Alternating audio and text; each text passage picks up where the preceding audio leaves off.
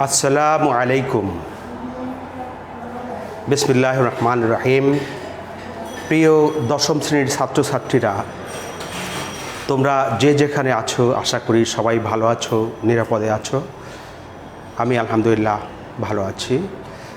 আমরা বিশ্বব্যাপী যে দুর্যোগ চলছে, সেই দুর্যোগের মধ্যেও তোমাদের কল্যাণের জন্য, তোমাদের লেখাপড়া অব্যাহত রাখার জন্য আমাদের ক্লাসগুলো চালিয়ে নিচ্ছি আমাদের সম্মানিত অধ্যক্ষ মহোদয়ের নেতৃত্বে এবং নির্দেশে। আশা করছি তোমরা উপকৃত হবে এবং আমাদের ক্লাসগুলো তোমরা ফলো করবে। আজ আমি তোমাদের পড়াবো মানুষ কবিতাখানি। এ সম্পর্কে তোমাদের ধারণা নিশ্চয়ই আছে, তারপরেও নতুন করে যদি কিছু বলার থাকে এবং এই কবিতা থেকে তোমাদের যদি বোঝার কোনো অস্পষ্টতা থাকে, তাহলে আশা করি সেটি তোমরা সুস্পষ্ট করে নিতে পারবে এবং তোমরা তোমাদের পরীক্ষার জন্য প্রস্তুতি নিতে পারবে। প্রিয় শিক্ষার্থীবৃন্দ, মানুষ কবিতাখানি লিখেছেন আমাদের জাতীয় কবি কাজী নজরুল ইসলাম। কবিতার শিরোনাম হচ্ছে মানুষ। মানুষের মধ্যে বিভিন্ন জাতি রয়েছে, যেমন হিন্দু, মুসলমান, বৌদ্ধ, খ্রিস্টান, জৈন, অগ্নি উপাসক ইত্যাদি ইত্যাদি অনেক ধর্মকেন্দ্রিক বিভাজন রয়েছে মানুষের মধ্যে। আবার মানুষের মধ্যে রয়েছে নারী, পুরুষ, শিশু। আবার মানুষের মধ্যে রয়েছে কালো, আবার ফর্সা, শ্যাম বর্ণ কিংবা অন্য যে কোনো বর্ণের মানুষ। অর্থাৎ মানুষের মধ্যে যে এই বৈচিত্র্য, এই বৈচিত্র্যের বিষয়গুলো আমাদের এই আলোচ্য বিষয় আজকে। কিন্তু যতই বৈচিত্র্য থাকুক, সমস্ত বৈচিত্র্যের ঊর্ধ্বে হচ্ছে মানুষ। আর মানুষ সৃষ্টি করে মানুষের যিনি স্রষ্টা আল্লাহ রাব্বুল আলামিন, তিনি মানুষকে সর্বোচ্চ স্থানে স্থাপন করেছেন আশরাফুল মাখলুকাত হিসাবে। কিন্তু মানুষের মধ্যে যে বিভাজন, বিশেষ করে আমাদের এই বিভাজনের সবচেয়ে বড় হাতিয়ার হিসাবে ব্যবহৃত হয়েছে ধর্ম। সেই বিষয়টি কাজী নজরুল ইসলাম তার এই কবিতার মধ্যে তুলে ধরেছেন যে মানুষের সৃষ্টি আল্লাহর একটি বড় উপহার, কিন্তু সে মানুষকেই মানুষ আবার পদানত করেছে এবং আল্লাহ রাব্বুল আলামিন নিজেই বলেছেন যে তিনি আবার কিছু মানুষকে স্থাপন করেছেন সর্বনিম্ন পর্যায়ে। তো সেই বিষয়টি আজকে আমাদের পাঠ্য বিষয়। এর আগে তোমাদের মূল পাঠের যাওয়ার আগে তোমাদের আমি কাজী নজরুল ইসলাম সম্পর্কে একেবারে সংক্ষেপে কিছু বলবো। কারণ আমাদের এই জাতীয় কবির জীবন একটি মহাকাব্যের মতো। তার ছোটবেলা জানো তোমরা যে শৈশবেই তার বাবা মা হারিয়েছেন তিনি। ফকির আহমেদ বাবার নাম, আর মায়ের নাম হচ্ছে জাহিদা খাতুন। তো তারপরে তিনি তার জীবন, বাউন্ডুলি জীবন, তার জীবনের কোনো নির্দিষ্ট গণ্ডির মধ্যে সীমাবদ্ধ ছিল না। এই জন্য তোমাদের একটা কবিতার কথা বলি। এই কবিতাটি আমাদের বাল্যকালে ক্লাস 8-এ পাঠ্য ছিল। কবিতাটির নাম হচ্ছে সিন্ধু। তো সিন্ধু হচ্ছে পৃথিবীর মধ্যে অন্যতম বিক্ষুব্ধতম একটি নদীর নাম, যে নদী সবসময় উথাল পাথাল ঢেউয়ে মুখরিত থাকে। তো সেই সিন্ধু কবিতাটিতে তিনি লিখেছেন, হে ক্ষুদিত বন্ধু মোর তৃষিত জলধি, এত জল বুকে তব তবু নাহি তৃষার অবধি, এত নদী উপনদী তব পদে করে আত্মদান, বুভুক্ষু তবু কি তব ভরিল না প্রাণ। 3 ভাগ গ্রাসিয়াছ 1 ভাগ বাকি, সুরানাই পাত্র হাতে কাঁপিতেছে সাকি, হে দুর্দম খোলো খোলো খোলো দ্বার, সারি সারি গিরিধরি দাঁড়াই দুয়ারে করে প্রতীক্ষা তোমার। এই যে কবিতা আরও দীর্ঘ এই কবিতাখানি, তো এই দীর্ঘ কবিতাখানির মধ্যে তিনি এই বিক্ষুব্ধ সিন্ধুকে ক্ষুদিত বন্ধু বলে আখ্যায়িত করেছেন। বন্ধু কাকে বলে, বন্ধু কখন হয়? যখন বন্ধুর সাথে বন্ধুর মিল থাকে, বন্ধুর সাথে বন্ধুর জীবনের এবং তার জীবন লাইফস্টাইল যেটাকে বলা হয়, অর্থাৎ জীবনের গতি, জীবনের চলার যে ছন্দ সেটি একই থাকে, তখনই হয় বন্ধু। কিন্তু এখানেও সিন্ধুরকে ক্ষুদিত বন্ধু বলেছেন এই কারণে যে নজরুলের জীবনের সাথে এই সিন্ধু নদের উত্তাল সেই ঢেউ, সিন্ধু নদের যে চরিত্র তার সাথে মিল আছে। অর্থাৎ নজরুলের জীবনে সিন্ধুর মতোই উত্তাল, সিন্ধুর মতোই অশান্ত, সিন্ধুর মতোই অতৃপ্ত। এই বিষয়টি তোমাদের মনে রাখতে হবে। এই অতৃপ্ত জীবন ছিল নজরুলের। তিনি শৈশবে লেখাপড়া করতে পারেননি অর্থের অভাবে, এবং রীতিমতো যাদের অভিভাবক থাকে না তাদের জন্য এই বিষয়টি তো আরও বেদনাদায়ক। এরপরে নজরুল লেটো দল নামে একটি গানের দলে যোগদান করেন। লেটো গানগুলো হচ্ছে ঠিক তাৎক্ষণিকভাবে মানুষকে আনন্দ দানের জন্য এক ধরনের সঙ্গীত ছিল তখনকার দিনে। আজকের মতো তো এরকম রেডিও টেলিভিশন ছিল না, তখন মানুষ মঞ্চে মানুষকে আনন্দ দান করত। সেই লেটো দলে যোগদান করেছিলেন তিনি। এরপরে বেজে উঠল যুদ্ধের দামামা। এরপরে তিনি ইস্ট বেঙ্গল রেজিমেন্টে যোগদান করেন 1917 সনে। এর আগে কাজী নজরুল ইসলাম আমাদের এই ময়মনসিংহের দরিরামপুরে এসে থেকেছেন, সেখানেও কিছু লেখাপড়া করেছিলেন তিনি, এবং রুটির দোকানে 5 টাকা বেতনে চাকরিও করেছিলেন তিনি। এরপরে তিনি বর্ধমানেও পড়াশোনা করেছেন কিছু। এরপরে ইস্ট বেঙ্গল রেজিমেন্টে যোগদান করার পর তিনি জীবন ও জগৎ সম্পর্কে একটি নতুন ধারণা, অর্থাৎ তিনি করাচি গিয়েছেন, বিভিন্ন জায়গায় গমনের ফলে তিনি একটি জীবন সম্পর্কে নতুন ধারণা অর্জন করেন। সেই অর্জিত ধারণা থেকেই কবির কাব্য প্রতিভার সূচনা ঘটে, এবং এর মধ্যেই তিনি যেহেতু ভিতরে কাব্য চেতনাটা ছিল এবং তিনি যেহেতু কবিতার খোঁজখবর রাখতেন, এই জন্য আমাদের রবীন্দ্রনাথ ঠাকুরের সাথে তার একটি সম্পর্ক গড়ে ওঠে, এবং রবীন্দ্রনাথের কবিতা তিনি পড়তেন এবং তার সাথে রীতিমতো বন্ধুত্বই হয়ে গিয়েছিল। এরপরে এক পর্যায়ে তিনি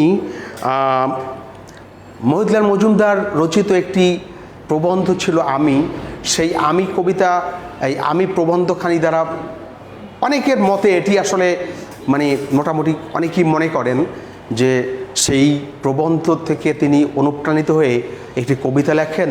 সেই কবিতার নাম হচ্ছে বিদ্রোহী কবিতা, এবং আমাদের কাজী নজরুল ইসলামের শ্রেষ্ঠ কবিতা বলা যায় এটিকে, কারণ অগ্নিবীণা কাব্যে এই কবিতাটি সংযোজিত হয়।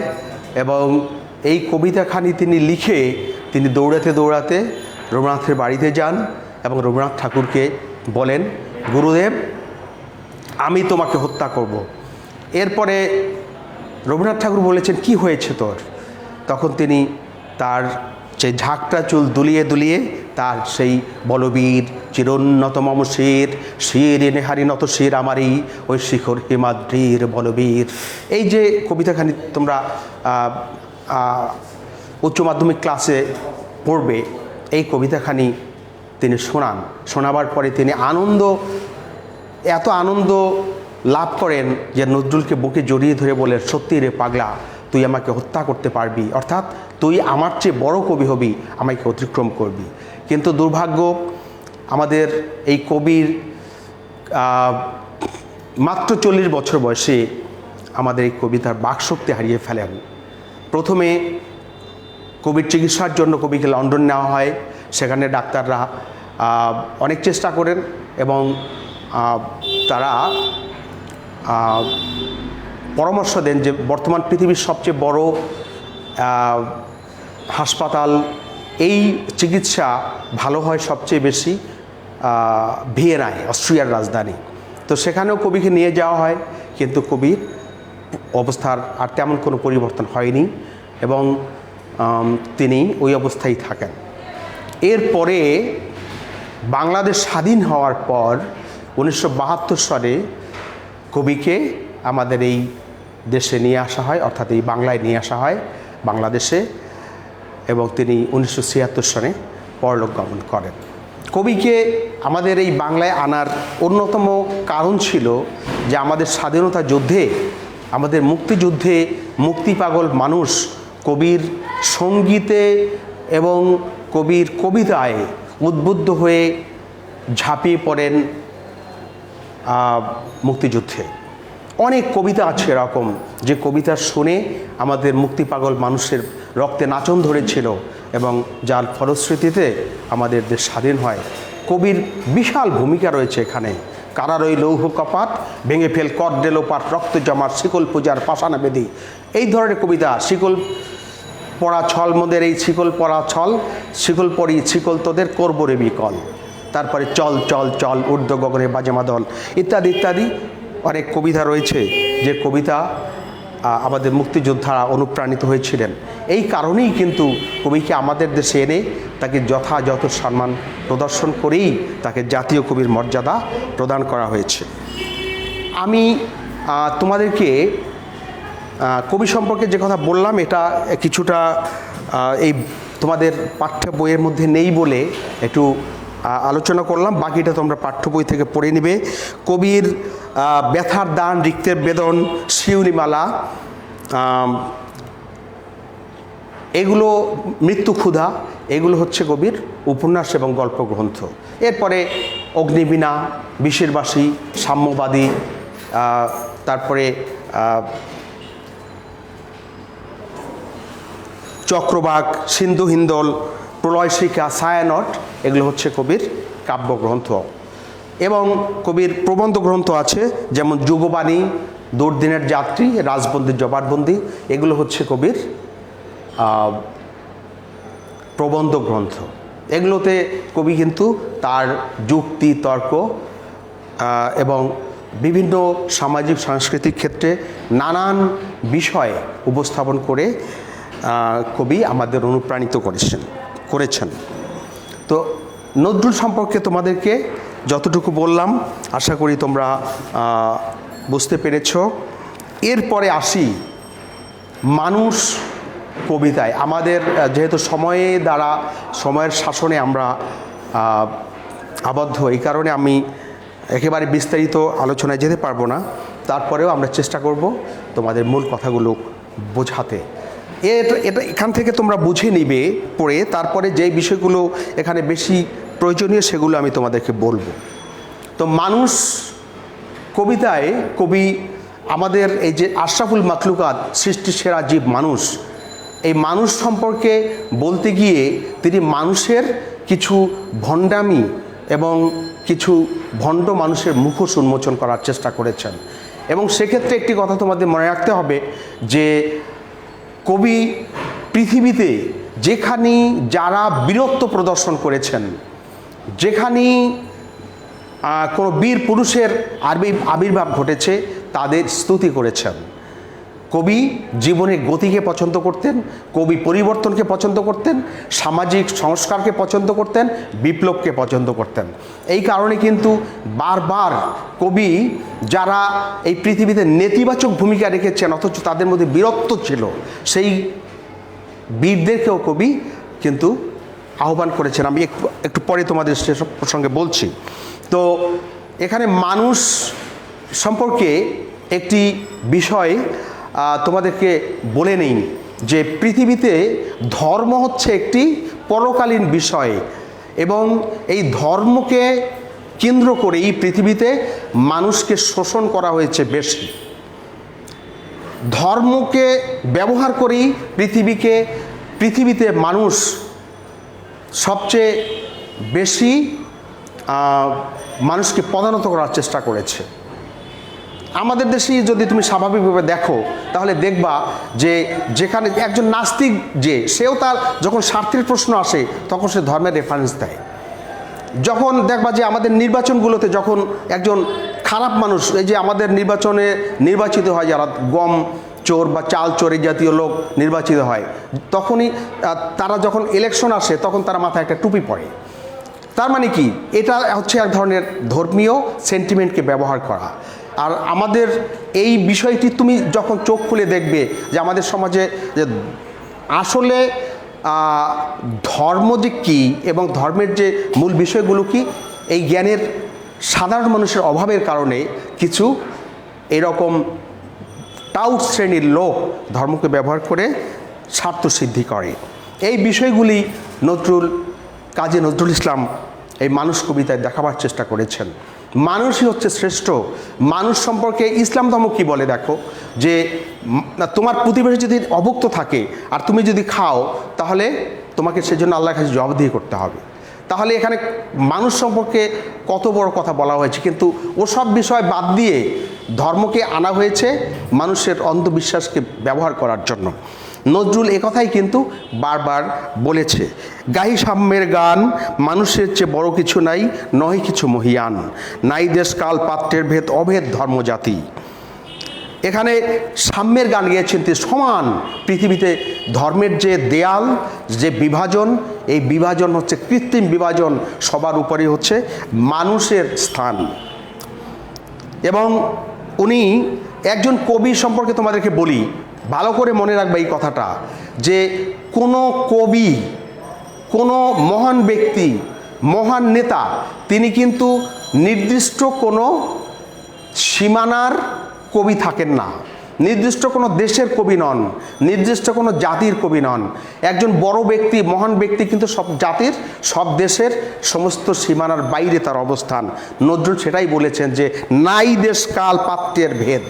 এখানে মানুষের মধ্যে কোনো ভেদাভেদ নেই, দেশেরও ভেদাভেদ নেই, সবার উপরে হচ্ছে মানুষ। সব দেশে সব কালে ঘরে ঘরে তিনি মানুষের জ্ঞাতি। কে মানুষের জ্ঞাতি? মানুষের জ্ঞাতি হচ্ছে সৃষ্টিকর্তা। এইটা মনে রাখবা তোমরা, তিনি মানুষের জ্ঞাতি। মানুষের জ্ঞাতি হচ্ছে সৃষ্টিকর্তা। জ্ঞাতি মানে কি? আত্মীয়। সৃষ্টিকর্তা হচ্ছে মানুষের সবচেয়ে বড় বন্ধু, এবং তিনি মানুষকেই ভালোবাসতে বলেছেন বেশি। এরপরে তিনি ভণ্ডামির কথা বলেছেন এখানে, পূজারি দুয়ার খোলো, ক্ষুধার ঠাকুর দালাই দুয়ারে পূজার সময় হলো। মানে পূজারি যে পূজা করে, কেমন ওখানে যে পূজার আয়োজন করে যে তাকে পূজারি বলে। তো বলছে যে দরজা নক করে বলছে যে দরজা খোলো।